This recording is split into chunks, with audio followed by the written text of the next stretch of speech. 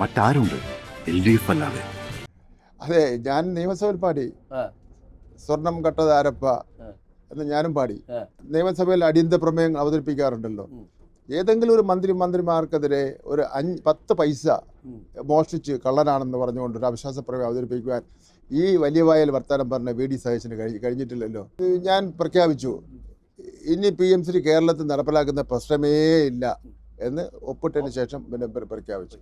അതോടുകൂടി ഇപ്പോൾ നമുക്ക് 2000 കോടിയാണ് തരാനുള്ളത്. ഒരു ബഡ്ജറ്റ് അവതരിപ്പിക്കാൻ പാടില്ല എന്ന് പറഞ്ഞു കഴിഞ്ഞാൽ സാഹചര്യം തന്നെ. ഇപ്പം തന്നെ നിയമസഭയിൽ UDF ഏതാണ്ട് അതിന് സമാന തുല്യമായ കാര്യങ്ങളാണല്ലോ കാണിച്ചുകൊണ്ടിരിക്കുന്നത്. ഡൈസിൽ അതിന്റെ മുകളിൽ തന്നെ കയറി നിന്നു.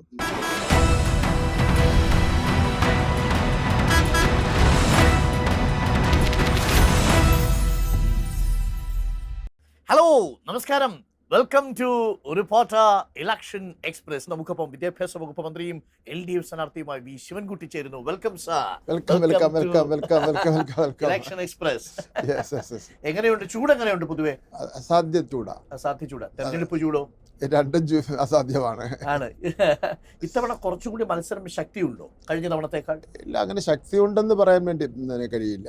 കാരണം തെരഞ്ഞെടുപ്പ് രംഗത്തിറങ്ങി ഒരാഴ്ച കഴിഞ്ഞതിന് ശേഷമാണ് BJPയുടെയും കോൺഗ്രസിന്റെയും സ്ഥാനാർത്ഥിത്വം പ്രഖ്യാപിക്കുകയും അവരുടെ പ്രചരണം ആരംഭിക്കുകയും ചെയ്യുന്നു. തെരഞ്ഞെടുപ്പിന്റെ ഈ അവസാന ലാപ്പിലേക്ക് എത്തുമ്പോൾ ഒരുപാട് പേര് പറയുന്നു നിയമത്തിൽ ഒരുപക്ഷെ അട്ടിമറി നടന്നേക്കും, ഒരിക്കൽ കൂടി അക്കൗണ്ട് ഓപ്പൺ ചെയ്യാൻ സാധ്യതയുണ്ട് എന്ന് പറയുന്നു. എന്തെങ്കിലും സാധ്യതയുണ്ടോ അതിന് BJP? ഇപ്പൊ ഉള്ള ഒരു സാഹചര്യം വെച്ച് അങ്ങനെ ഒരു സാധ്യത ഞാൻ കാണുന്നില്ല. പാർലമെന്റ് തെരഞ്ഞെടുപ്പ് നടക്കുന്ന അവസരത്തിൽ BJPക്ക് വോട്ട് കൂടാറുണ്ട്. അതാണ് ഇതിന്റെ വോട്ടിംഗ് പാറ്റേൺ. അപ്പോൾ കോർപ്പറേഷൻ തെരഞ്ഞെടുപ്പിൽ അവർക്ക് ഇപ്പോൾ കുറച്ച് കൂടുതൽ സീറ്റ് കിട്ടിയിട്ടുണ്ട്. അത് കണ്ടുകൊണ്ട് പിന്നെ അസംബ്ലി തെരഞ്ഞെടുപ്പിന് വിലയിരുത്തേണ്ട കാര്യമില്ല. അപ്പോൾ കോർപ്പറേഷൻ തെരഞ്ഞെടുപ്പിലെ BJP അനുകൂല വോട്ട് നിയമസഭാ തെരഞ്ഞെടുപ്പിൽ അതേപടി പോൾ ചെയ്യില്ല. അതായത് ഇപ്പോൾ രണ്ടാം അക്കൗണ്ട് BJP ഓപ്പൺ ചെയ്ത് രാജഗോപാൽ ജയിച്ച അവസരത്തിൽ എനിക്ക് ആദ്യം ജയിച്ചതിനേക്കാൾ 5000 വോട്ട് കൂടുതലാണ് കിട്ടിയത്. ഞാൻ തോറ്റപ്പോൾ 59,000 വോട്ട്, 5000 വോട്ട് കൂടുതലാണ് കിട്ടിയത്. അതാണ് അതിന്റെ ഒരു പൊതു വോട്ടിംഗ് പാറ്റേൺ.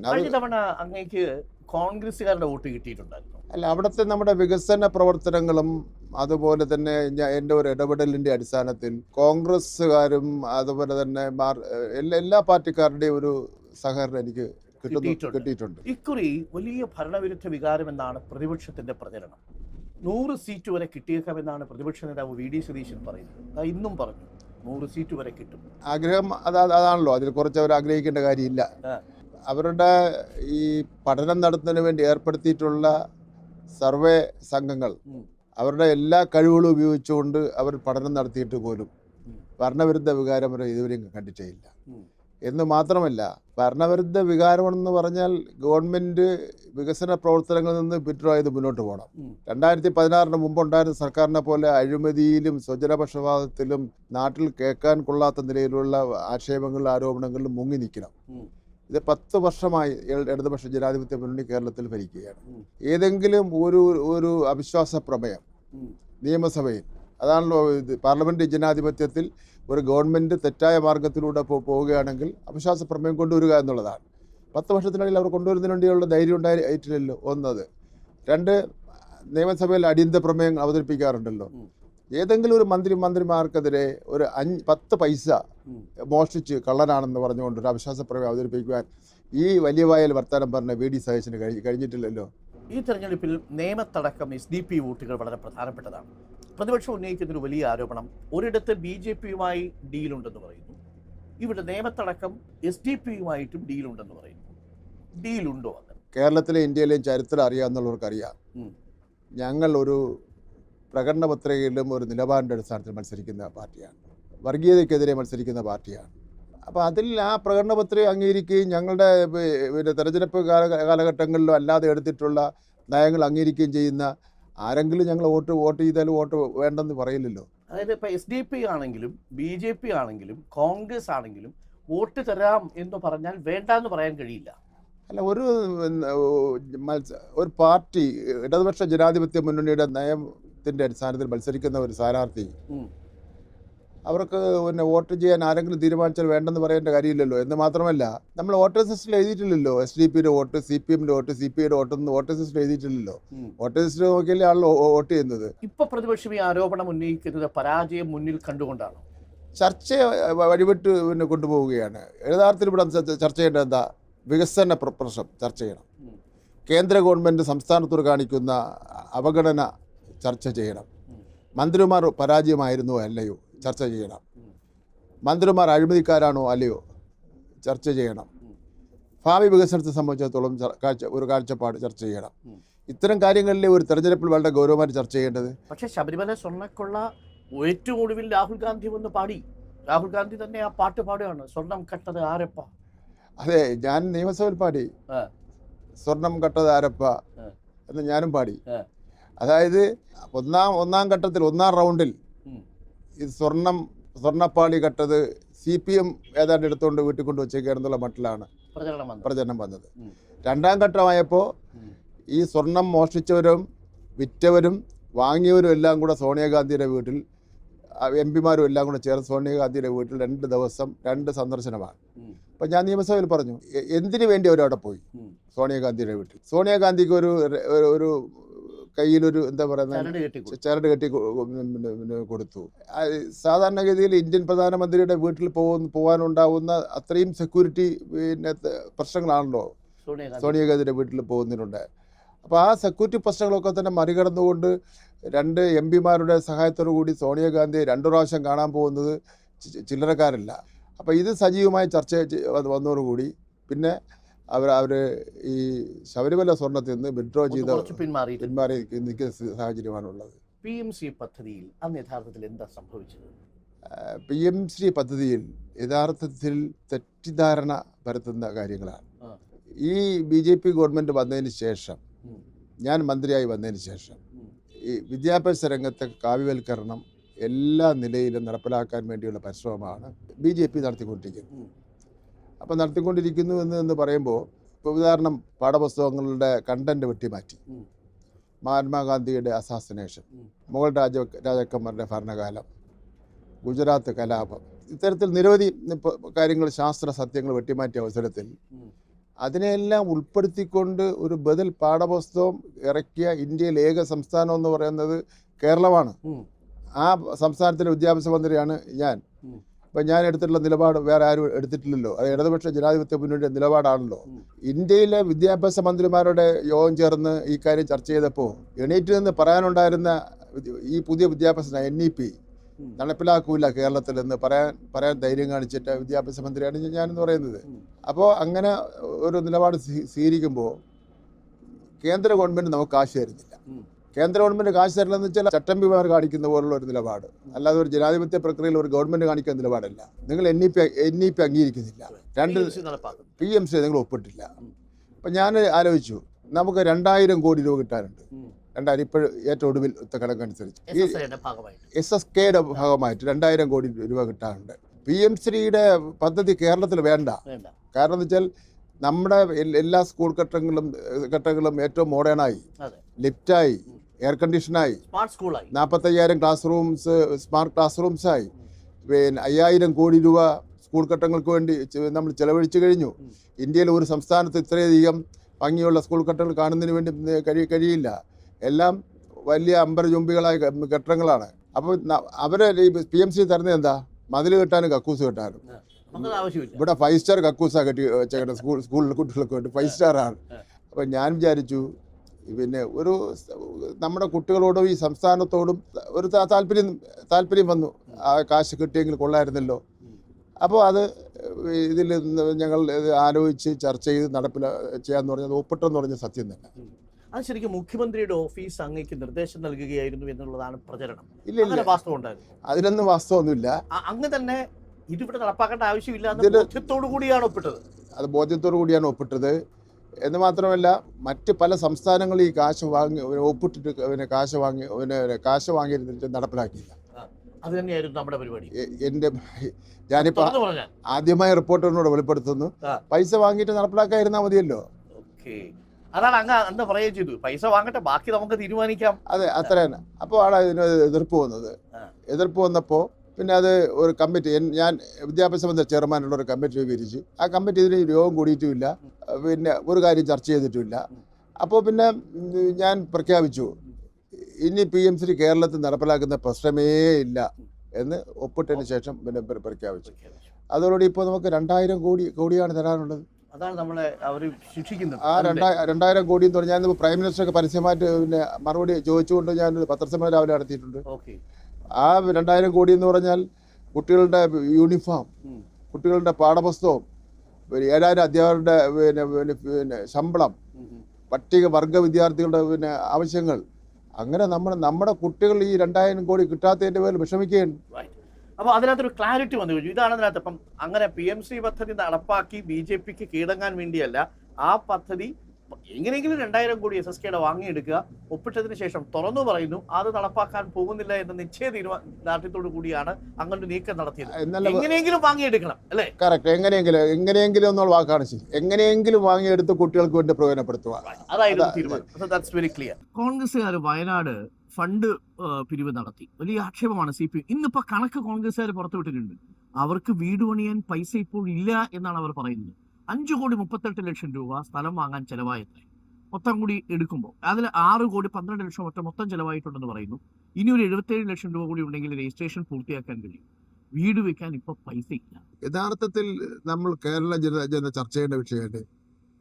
ഇത്രയും ദുഃഖകരമായ ഒരു കാര്യം, നമ്മളെല്ലാം ദുഃഖിച്ച ഏറ്റവും പ്രധാനപ്പെട്ട ഒരു പ്രശ്നമാണ് അവിടെ ഉണ്ടായിട്ടുള്ള മരണവും ആ സംഭവം എന്ന് പറഞ്ഞാൽ. അതിനുവേണ്ടി കാശ് 5,38,00,000 രൂപ പിരിച്ചെടുത്ത ശേഷം ഒരു വീട് പോലും വെക്കുന്നതിന് വേണ്ടി തയ്യാറായില്ല എന്ന് മാത്രമല്ല, പിരിച്ചെടുത്തില്ല എന്ന് പറഞ്ഞാൽ അതിനൊരു വിശദീകരണം പോലും കൊടുക്കാതെ ഒരു ഉളുപ്പുമില്ലാതെ ഈ കാശ് കൊണ്ട് നടക്കുകയാണ്. കോൺഗ്രസിന്റെ ഒരു പാരമ്പര്യം എന്ന് വെച്ചാൽ ഏതെങ്കിലും ഒരു കാര്യത്തിന് വേണ്ടി കാശ് പിരിക്കുക, അത് പിന്നെ ചെലവഴിക്കാതിരിക്കുക, കണക്ക് വയ്ക്കാതിരിക്കുക, അത്തരത്തിലുള്ള മോഷണം നടത്തി അതൊരു ശീലമായി മാറി. ഒരു പ്രാവശ്യം നടത്തി വേറെ പ്രശ്നമൊന്നുമില്ലെങ്കിൽ പിന്നെ അതൊരു ശീലമായി മാറുമല്ലോ. മോഷ്ടാക്കളെന്നാണോ പറയുന്നത്? അല്ല, ഈ മോഷണം ഇതൊരു മോഷണത്തിന് തുല്യമാണല്ലോ. എന്ന് മാത്രമല്ല, കേരളത്തിലെ ഒരു 4-5 കോൺഗ്രസ് നേതാക്കന്മാർക്ക് വേണ്ടി സ്മാരകം നിർമ്മിക്കുന്നതിന് വേണ്ടി കാശ് പിരിച്ച ശേഷം അത് സ്മാരകം നിർമ്മിക്കാതെ എത്രയോ ദാമോദരൻ, പനമ്പള്ളി ഗോവിന്ദമേനൻ, കെ കരുണാകരൻ, കൊല്ലത്തുള്ള സ്റ്റീഫൻ, അതാണ് അവരുടെ ഒരു ഫണ്ട് പിരിവിന്റെ പാരമ്പര്യം എന്ന് പറഞ്ഞാൽ. യഥാർത്ഥത്തിൽ ഒരു പൊളിറ്റിക്കൽ പാർട്ടി എന്നുള്ള നിലയിൽ അവർ ഇത് ഒരു അന്വേഷണം ആവശ്യമില്ല. ഇക്കാര്യത്തിൽ ഒരു രാഷ്ട്രീയ പാർട്ടി പരസ്യമായിട്ട് പ്രഖ്യാപിക്കുക, ഫണ്ട് ശേഖരിച്ച ശേഷം അത് എന്തിനു വേണ്ടിയാണോ ശേഖരിച്ച് അതിനെ പ്രയോജനപ്പെടുത്താതിരിക്കുക. വയനാട് ഒരു വീട് വയ്ക്കാൻ പോലും പറ്റാത്തവരാണ് 25 ലക്ഷം രൂപയുടെ ഇൻഷുറൻസും KSRTCയിൽ സൗജന്യ യാത്രയും ഈ വാഗ്ദാനം ചെയ്തിരിക്കും. യഥാർത്ഥത്തിൽ നമ്മുടെ കേരളം പോലൊരു സംസ്ഥാനത്ത് അങ്ങനെയൊന്നും ഒരുപാട് നാൾ പറ്റിക്കാൻ വേണ്ടി പറ്റില്ല ആൾക്കാരിപ്പോ പിന്നെ മീഡിയാസ് എല്ലാം വളരെ ശക്തമാണ് കേരളത്തിൽ. ചെറിയ കാര്യങ്ങൾ പോലും പിന്നെ മീഡിയാസ് പുറത്തു വന്നുകൊണ്ടിരിക്കുകയാണ്. ആൾക്കാർ ഇത് മനസ്സിലാക്കിക്കൊണ്ടിരിക്കുകയാണ്.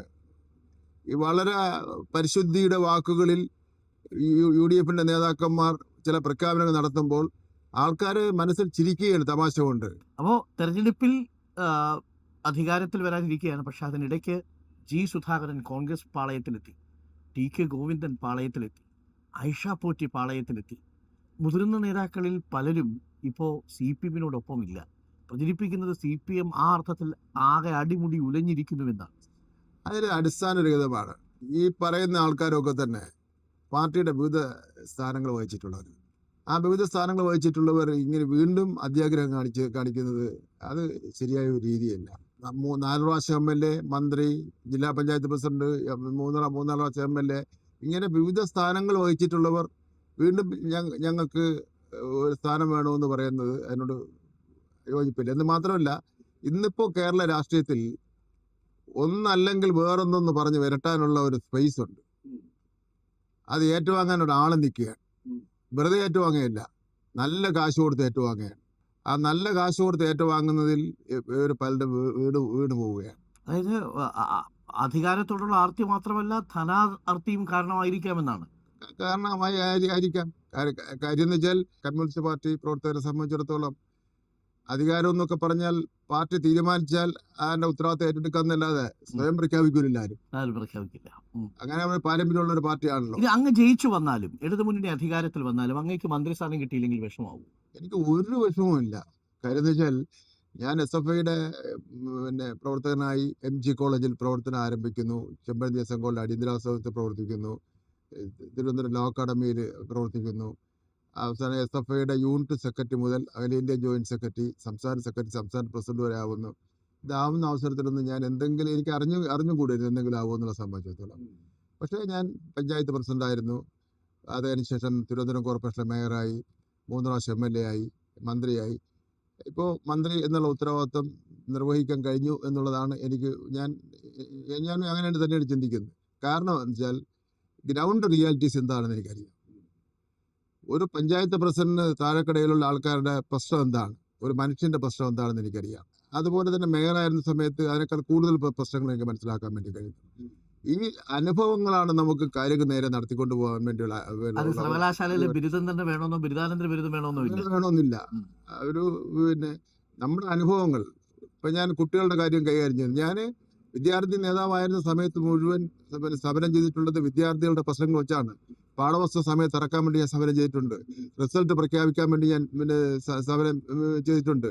ഉച്ചഭക്ഷണത്തിന്റെ കാര്യത്തിൽ ഞാൻ സമരം ചെയ്തിട്ടുണ്ട്. യുവജനോത്സവത്തിൽ സമയത്തിന് നടത്താത്തിന് സമരം ചെയ്തിട്ടുണ്ട്. അന്നത്തെ എൻ്റെ അനുഭവങ്ങളാണ് ഞാൻ ഇന്നിപ്പോ മന്ത്രിയായിരുന്നപ്പോൾ തീരുമാനങ്ങളായി ഒപ്പുവെച്ചത്. Good point sir. ഒരു കാര്യം കൂടി പറഞ്ഞ് ഞാനിത് അവസാനിപ്പിക്കാം. എപ്പോഴെങ്കിലും ചെയ്യേണ്ടായിരുന്നു എന്ന് തോന്നി എന്തെങ്കിലും ഉണ്ടോ? ഞാനിത് പറയുന്നത് ആ നിയമസഭയിലെ അന്നത്തെ ഒരു വൈകാരികമായ പ്രകടനമുണ്ട്. ഇപ്പൊ നമ്മൾ തിരിഞ്ഞു നോക്കുമ്പോൾ ഒന്ന് അങ്ങ് തുറന്നു പറഞ്ഞാൽ അത്രയും ഒരു വൈകാരികമായിട്ട് പ്രതികരിക്കണമായിരുന്നു എന്ന് തോന്നുന്നു. അന്നത്തെ സാഹചര്യമുണ്ട്, അന്നത്തെ നിയമസഭയിൽ സാഹചര്യമുണ്ട്. തലേ ദിവസം ഞങ്ങൾ എല്ലാവരും കൂടെ കോടിയേരി ബാലകൃഷ്ണൻ അടക്കം നിയമസഭ രാത്രി അവിടെ കിടക്കുന്നു. വല്ലാത്ത ഒരു അന്തരീക്ഷത്തിലാണ്. അപ്പോൾ ബഡ്ജറ്റ് അവതരിപ്പിക്കാൻ പാടില്ല എന്നുള്ള ഒരു രാഷ്ട്രീയ തീരുമാനം എടുക്കുന്നു. ആ രാഷ്ട്രീയ തീരുമാനം എടുത്ത് ഞങ്ങളെല്ലാം കൂടെ വിളിച്ചു ചേർത്ത് ഞങ്ങൾ ഒരു തീരുമാനം എടുത്തു കഴിഞ്ഞാൽ അതിൻ്റെ പേരിൽ നമുക്കെന്തെങ്കിലും ഒരു വ്യക്തിപരമായിട്ടുള്ള ഒരു ക്ഷീണം ഉണ്ടാവും, നമ്മുടെ ഇമേജിന് എന്തെങ്കിലും തകരാറുണ്ടാവും എന്നൊന്നും ഇവിടെ എൻ്റെ മുന്നിൽ പ്രശ്നമായിട്ട് വരുന്നില്ല. എടുത്ത തീരുമാനം 100% നടപ്പിലാക്കാൻ വേണ്ടിയുള്ള പരിശ്രമം നടത്തുക. ആ നടത്തുന്നതിൻ്റെ ഭാഗമായിട്ട് ചിലപ്പോൾ പിന്നെ മറ്റുള്ളവർക്ക് പെശകം തോന്നുന്ന ചില കാര്യങ്ങൾ വന്നേക്കാം. അതിലെനിക്കൊരു കുറ്റബോധം തോന്നിയിട്ടില്ല. അന്ന് ആ തീരുമാനം നടപ്പിലാക്കി. ഒഴിവാക്കണമെന്ന് ഇതുവരെ തോന്നിയിട്ടില്ല. അന്ന് ആ തീരുമാനം അങ്ങനെ ആയിരുന്നു. സാഹചര്യം ഒരു ബഡ്ജറ്റ് അവതരിപ്പിക്കാൻ പാടില്ല എന്ന് പറഞ്ഞു കഴിഞ്ഞാൽ സാഹചര്യം തന്നെ. ഇപ്പൊ തന്നെ നിയമസഭയിൽ UDF ഏതാണ്ട് അതിന് സമാന തുല്യമായ കാര്യങ്ങളാണല്ലോ കാണിച്ചുകൊണ്ടിരിക്കുന്നത്. ഡൈസിൽ അതിന്റെ മുകളിൽ തന്നെ കയറി നിന്നു. അപ്പൊ ഇപ്പോഴേ UDFന് പിന്നെ പഴയ മാണി ആ സംഭവം പറയാൻ താല്പര്യമില്ല. കാരണം വെച്ചാൽ ഈ സംഭവം ചൂണ്ടിക്കാണിക്കാമല്ലോ. ഇത് മാത്രമല്ല കേരളത്തിലെ ലോകസഭയിൽ നടക്കുന്നു. ഞാൻ ന്യായീകരിക്കുകയില്ല. പക്ഷെ ഒരു സാഹചര്യം വരുമ്പോൾ ആ സാഹചര്യത്തിൽ ആ സമയത്ത് ആക്ട് ചെയ്യുക എന്നുള്ളതാണ്. ഒരു കേഡർ എന്ന നിലയിലാണ് അങ്ങ് പ്രവർത്തിച്ചത് അല്ലേ? ഒരർത്ഥത്തിൽ അങ്ങനെ വേണമെങ്കിൽ പാർട്ടിക്ക് വേണ്ടി പാർട്ടി പറഞ്ഞു, ഒരു പോരാളിയെ പോലെ അങ്ങ് ചെയ്തു എന്ന് മാത്രം. ഒരു പ്രശ്നം ഉണ്ടായാൽ നമ്മൾ പിന്നെ കാത്തു നിന്ന് പുസ്തകത്ത് നോക്കിയിട്ട് കൈകാര്യം ചെയ്യാൻ പറ്റും. പ്രശ്നം മുന്നിൽ ഉണ്ടാവുന്നത് മാനുഷികമായിട്ടുള്ള പ്രശ്നമായിരിക്കാം, രാഷ്ട്രീയ പ്രശ്നമായിരിക്കാം, എന്തെങ്കിലും ഒരു പ്രശ്നമായിരിക്കാം. ജസ്റ്റ് ഇവിടെ നിൽക്കുക, ഞാൻ പുസ്തകം നോക്കട്ടെ, അതിൽ ഏത് പുസ്തകത്തിൽ ഏത് ഭാഗത്താണെന്ന് പറഞ്ഞിരിക്കുന്നത് നോക്കാൻ പറ്റില്ല. അപ്പോൾ നമ്മൾ കൈകാര്യം ചെയ്യുന്നത് ശരിയായിരിക്കാം, തെറ്റായിരിക്കാം. ഇപ്പോഴും നിയമത്തെ പഴയ ശിവകുട്ടി അണ്ണനാണല്ലോ മിനിസ്റ്ററൊക്കെ ആയി. കൊണ്ട് മാടിക്കുത്തി എവിടെ അനീതി കണ്ടാലും ഇല്ലെങ്കിൽ ഏതെങ്കിലും ഒരാളെ മറ്റൊരാൾ മതത്തിന്റെയോ വർഗീയതയുടെയോ പേരിൽ എന്തെങ്കിലും ഒന്ന് പേടിപ്പിക്കാൻ നോക്കിയാൽ ഇപ്പോഴും ധൈര്യത്തോടെ ചങ്കൂറ്റത്തോടു കൂടി മുണ്ടു മാടിക്കുത്തി നിൽക്കുന്ന പഴയ ശിവൻകുട്ടി എന്നതാണ്. ന്യൂനപക്ഷങ്ങളെ സംബന്ധിച്ചിടത്തോളം ആയിരുന്നാലും ഭൂരിപക്ഷങ്ങളെ സംബന്ധിച്ചിടത്തോളം ആയിരുന്നാലും ഒരു ന്യായത്തിന് വേണ്ടി കൂടെ നിൽക്കുന്ന ആളെന്നുള്ള നിലയിൽ ഉള്ള ഒരു പരിഗണന എല്ലാവരും തരാറുണ്ട്. അതിപ്പോൾ മന്ത്രിയായ ശേഷം എൻ്റെ വീടെന്ന് പറയുന്നത് റോസ് ഹൗസ് ഒരു 200 ആൾക്കാരെങ്കിലും ദിവസം വരുന്ന ഒരു വീടാണ്. അതിൽ പകുതിയിലധികം വരുന്നവർ എൻ്റെ മണ്ഡലത്തിൽ നിന്ന് വരുന്നവരാണ്. അതിൽ ഇപ്പോഴും ഓരോ വീടുകളിലൊക്കെ പോകുമ്പോൾ പറയുന്നു അന്ന് ഞാൻ വന്ന് കൊടുത്ത കാര്യം ശരിയായി, നമ്മളെ ഓർമ്മിക്കുന്ന പോലുമില്ല. അപ്പോൾ ആർക്കും വന്ന് സമീപിക്കാൻ കഴിയുന്ന ഒരാളാണ് എന്നുള്ള നിലയിലുള്ള. മേയർ ആയിരുന്ന കാലത്താണോ മന്ത്രിയായിരിക്കുന്ന കാലത്താണോ ഏറ്റവും ആസ്വദിച്ച് ജോലി ചെയ്തത്? രണ്ടിനും രണ്ട് പ്രത്യേകതയുണ്ട്, രണ്ട് രീതിയുണ്ട്. മന്ത്രിയായിരിക്കുമ്പോൾ ഉത്തരവുകൾ ഇടുന്നതിന് വേണ്ടിയുള്ള അധികാരമുണ്ട്. നടപ്പാക്കുന്നതിന് വേണ്ടി. മേയറാവുമ്പോൾ അത്രയും എല്ലാ കാര്യങ്ങളിലും ഇടാൻ പറ്റില്ല. എല്ലാവിധ അഭിനന്ദനങ്ങളും നേരുന്നു. കടുത്ത മത്സരമാണ്. Okay, വീണ്ടും അങ്ങേ കുട്ടികൾക്ക് ആവശ്യമുണ്ടെന്നാണ് കുട്ടികൾ പറയുന്നത്. Thank you minister Sivankutty. ഇതാണ് നേമത്തെ ശിവൻകുട്ടിയാണ്. നേമത്തെ ഇറക്കി ഇപ്പോഴും ശിവൻകുട്ടിയാണ്. നമുക്കാണ് മന്ത്രിയും മുൻ മേയറും ഒക്കെ ആവുന്നത്.